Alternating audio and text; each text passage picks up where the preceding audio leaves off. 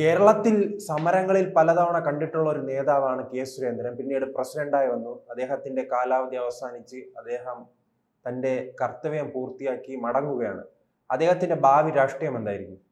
അല്ല, കർത്തവ്യം പൂർത്തിയാക്കി മടങ്ങുകയാണെന്നൊന്നും പറയാൻ പറ്റത്തില്ല. വീണ്ടും ആ ഒരു പദവി ഇല്ലെന്ന് മാത്രമേ ഉള്ളൂ. BJP പ്രസിഡന്റിന്റെ BJP ഒരു കേഡർ പാർട്ടിയാണ്. അപ്പോൾ അതിൻ്റെ ചിട്ടകളും ഒക്കെ അനുസരിച്ച് പ്രവർത്തനം തുടർന്നേ പറ്റുകയുള്ളൂ. BJPയുടെ മുൻ സംസ്ഥാന അധ്യക്ഷൻ എന്നുള്ള ഒരു പേര് കൂടി നിൽക്കുന്നുണ്ട്. സുരേന്ദ്രൻ ജയമാണോ പരാജയമാണോ? അങ്ങനെ ഒരു ചോദ്യം സ്വാഭാവികമായിട്ടുണ്ടാകാം. സുരേന്ദ്രനെതിരെ നമ്മൾ ചെയ്യുന്ന വീഡിയോയിൽ പോലും താഴെ ഒരുപാട് കമൻസ് വരാറുണ്ട്. സുരേന്ദ്രനെ മാറ്റണം, അങ്ങനെയാണ് ഇങ്ങനെയാണ് എന്നൊക്കെ പറഞ്ഞു. അത് പാലക്കാട് ഉപതെരഞ്ഞെടുപ്പിന് പിന്നാലെ പാർട്ടിയിലെ പാലക്കാട്ടെ നേതാക്കൾ തന്നെ തുറന്നു പറയുന്ന ഒരു അവസ്ഥ ഉണ്ടല്ലോ, ഇദ്ദേഹത്തെ മാറ്റണമെന്ന്. സുരേന്ദ്രന് വീഴ്ചയും പറ്റിയിട്ടുണ്ട്, അതുപോലെ തന്നെ ജയവുമുണ്ട്.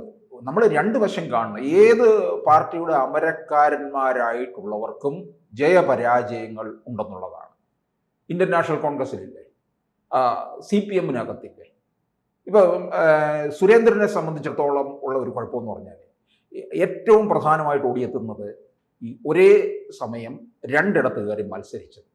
മഞ്ചേശ്വരത്തും കോന്നിയിലും അല്ലേ, രണ്ടിടത്ത് അങ്ങോട്ടും ഇങ്ങോട്ടും ഹെലികോപ്റ്ററിൽ വരുന്നു പോകുന്നു.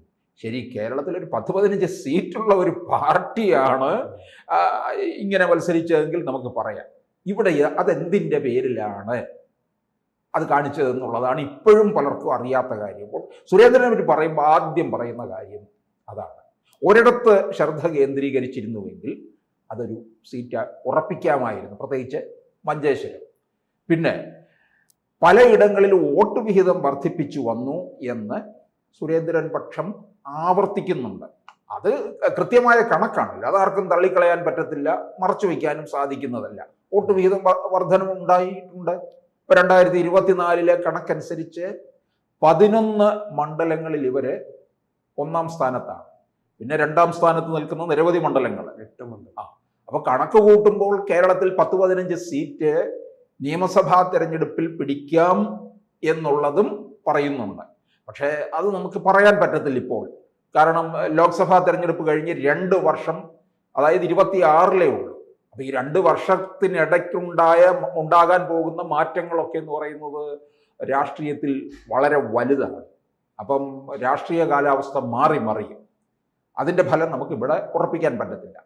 പിന്നെ തൃശ്ശൂർ പാർലമെന്റ് മണ്ഡലത്തിലുണ്ടായ വിജയം, രാജീവ് ചന്ദ്രശേഖർ തിരുവനന്തപുരത്തുണ്ടാക്കിയ മുന്നേറ്റം, ആലപ്പുഴയിലെ ഒരു A ക്ലാസ് മണ്ഡലമായി മാറിയത്. അപ്പോൾ അതിനൊക്കെ ചില ന്യായീകരണങ്ങളും മറ്റുള്ളവർ പറയും.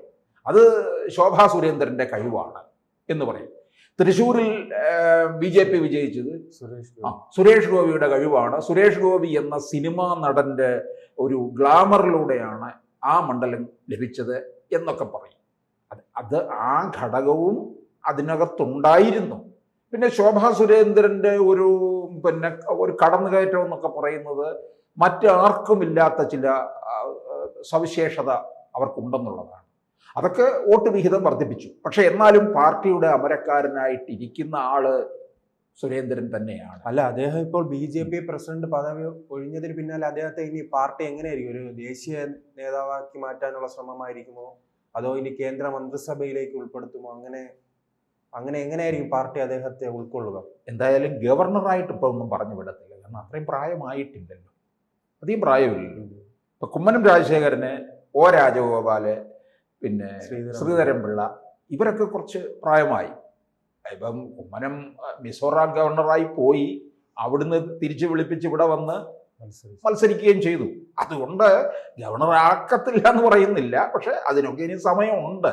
ഇദ്ദേഹത്തിന് കേന്ദ്ര നേതൃത്വത്തിലേക്ക് ചിലപ്പോൾ ഒരു പക്ഷെ സാധ്യത കാണുന്നുണ്ട്. ആ ഒരു വ്യവസ്ഥിതിയിലൊക്കെ ആയിരിക്കാം ഈ ഒരു മാറ്റമൊക്കെ വരുത്തിയിട്ടുള്ളത്. കാരണം സുരേന്ദ്രൻ 5 വർഷമായിട്ട് സംസ്ഥാന അധ്യക്ഷ സ്ഥാനത്ത് ഇരിക്കുകയാണ്. പിന്നെ പലരും ചോദിക്കുന്ന ഒരു ചോദ്യമുണ്ട്, ഇപ്പോൾ ഈ അവസാന നിമിഷത്തിൽ മാറ്റിയതിൽ തിരിച്ചടി പാർട്ടിക്ക് ഉണ്ടാകില്ലേ എന്ന് ചോദിക്കുന്നവരുണ്ട്. ഈ പല പാർട്ടിക്കും അല്ല, അദ്ദേഹത്തിന്റെ ഏറ്റവും വലിയ എനിക്ക് തിരിച്ചടിയായിട്ട് തോന്നുന്ന 2021 നിയമ സീറ്റ് നഷ്ടമാകുന്ന ഒരു സാഹചര്യം അതും ഉണ്ട്. അതും ഇപ്പൊ നമ്മൾ പിന്നെ മറ്റ് വിജയം പറഞ്ഞു 21, കാരണം അത് ഏറ്റവും വലിയ പരാജയം തന്നെയാണ്. അതെന്തുകൊണ്ട് അവർക്ക് ശ്രദ്ധിക്കപ്പെടാതെ വേണ്ട തരത്തിൽ ശ്രദ്ധിക്കാതെ പോയി? 21 ആ മണ്ഡലം നിലനിർത്തണമായിരുന്നു. അപ്പോൾ BJP 21 പരാജയപ്പെട്ടത് പാർട്ടി താഴോട്ട് പോകുന്നു എന്നുള്ള ഗ്രാഫല്ലേ കാണിക്കുന്നത്. അതുപോലെ പാലക്കാട് സാധ്യതയുണ്ടായിരുന്ന ഒരു മണ്ഡലമാണ്. അത്തരത്തിൽ ഇപ്പൊ കൃഷ്ണകുമാർ നല്ല സ്ഥാനാർത്ഥി തന്നെയാണ്. കൃഷ്ണകുമാർ അവിടെ വളരെ ജനകീയനാണ്. ഒപ്പം ശോഭാ സുരേന്ദ്രനും. അതിനിടയ്ക്കാണ് ഈ സന്ദീപ് വാര്യരുടെ പാർട്ടി വിട്ടുള്ള പോക്ക്. അതൊക്കെ BJPക്ക് ചെറിയ രീതിയിലുള്ള തിരിച്ചടി ഉണ്ടാക്കി എന്നുള്ളതാണ്.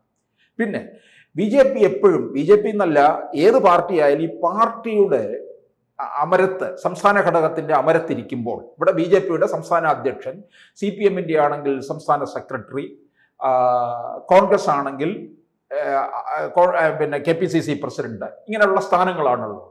അവരൊരിക്കലും തെരഞ്ഞെടുപ്പിനെ മത്സരിക്കരുത്.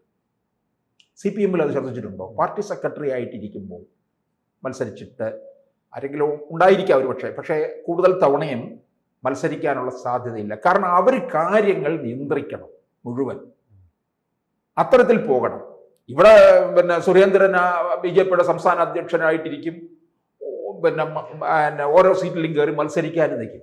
അത് പാടില്ല. തെരഞ്ഞെടുപ്പിൽ തന്നെ കൂടുതൽ ശ്രദ്ധ കേന്ദ്രീകരിക്കുന്നതിന് വേണ്ടിയും കാര്യങ്ങൾ നിയന്ത്രിച്ചു കൊണ്ടുപോകുന്നതിനും വേണ്ടി അവർ മത്സരരംഗത്തേക്ക് വരരുത്. അവരെ അമരത്ത് തന്നെ നിൽക്കുകയാണ് വേണ്ടത്. അക്കാര്യത്തിലൊക്കെ നമ്മൾ കണ്ടുപഠിക്കേണ്ടത്, മാതൃകയാക്കേണ്ടതും CPMനെയാണ്. കോൺഗ്രസിനകത്തും അതൊന്നും നടക്കത്തില്ല. അപ്പോൾ അതൊക്കെ പാർട്ടിയെ ഒരു നല്ല രീതിയിൽ മുമ്പോട്ട് കൊണ്ടുപോകാനായിട്ട് സാധിക്കുമെന്നുള്ളതാണ്.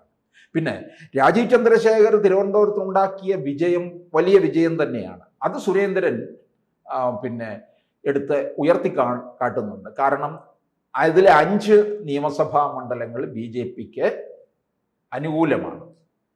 അത് വരാൻ പോകുന്ന നിയമസഭാ തെരഞ്ഞെടുപ്പിൽ പിടിച്ചെടുക്കും.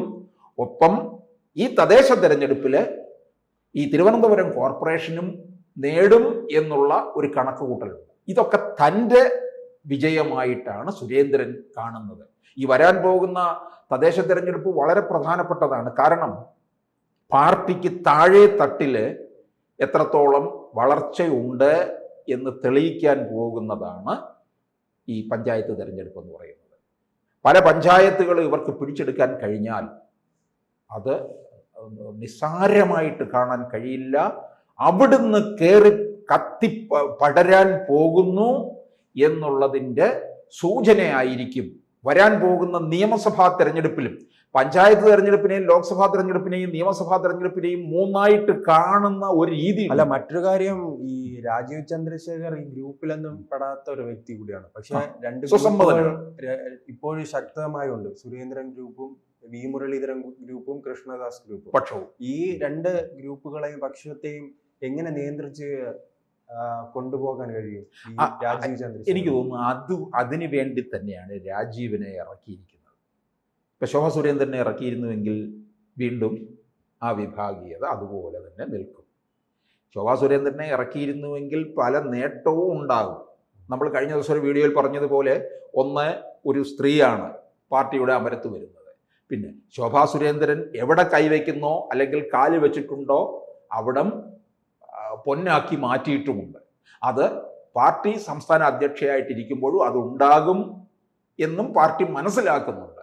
പക്ഷേ ഈ വിഭാഗീയത ഇങ്ങനെ നിൽക്കുമ്പോൾ അതങ്ങോട്ട് ഏൽപ്പിച്ചു കൊടുത്താൽ ആ വിഭാഗീയത ഒന്നുകൂടെ രൂക്ഷമാകാനുള്ള സാധ്യതയും ഉണ്ട് എന്ന് മനസ്സിലാക്കിയത് കൊണ്ടാണ് രാജീവ് ചന്ദ്രശേഖർ സുസമ്മതനാണ്. ഇവരെല്ലാം കോർഡിനേറ്റ് ചെയ്ത് കൊണ്ടുപോകാൻ ഇദ്ദേഹത്തിന് കഴിയും എന്നുള്ളത്. അതായത് കഴിഞ്ഞ ലോക്സഭാ തെരഞ്ഞെടുപ്പിൽ അദ്ദേഹത്തിൻ്റെ ഒരു പ്രകടനവും ഒക്കെ വെച്ച് നോക്കുമ്പോൾ പാർട്ടിക്ക് ഗുണകരമാണ് എന്ന് കേന്ദ്ര നേതൃത്വം മനസ്സിലാക്കുന്നുണ്ട്. സുരേന്ദ്രൻ എന്തായാലും തള്ളിക്കളയപ്പെടുന്നില്ല. സുരേന്ദ്രൻ പാർട്ടിയുടെ ഒരു നിർണായക ശക്തിയായിട്ട് തന്നെ തുടരുകയും ചെയ്യും. കൂടുതൽ വാർത്തകളും വിശേഷങ്ങളും നിങ്ങളിലേക്ക് എത്താൻ ABC മലയാളം സബ്സ്ക്രൈബ് ചെയ്യുക, ബെൽ ബട്ടണും അമർത്തുക.